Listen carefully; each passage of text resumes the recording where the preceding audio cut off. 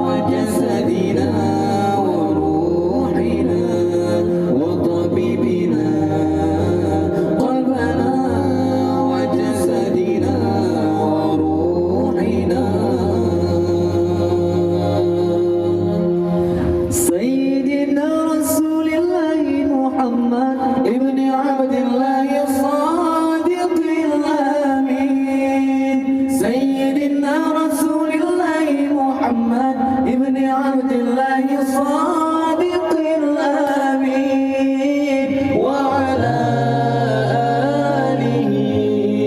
وصحبه أجمعين وعلى آله وصحبه أجمعين